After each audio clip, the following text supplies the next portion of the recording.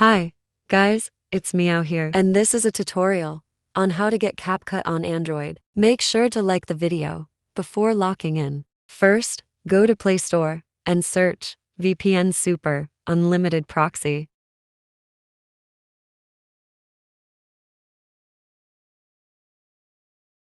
Choose this one. Now restart your phone.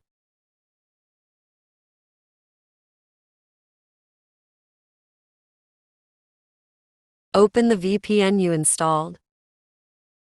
Mine is already connected, but make sure to connect yours.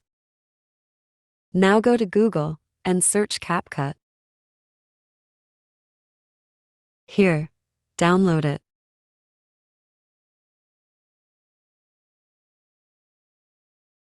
I hope this video was helpful. Have a nice day. Subscribe. Mate, dead by, уже.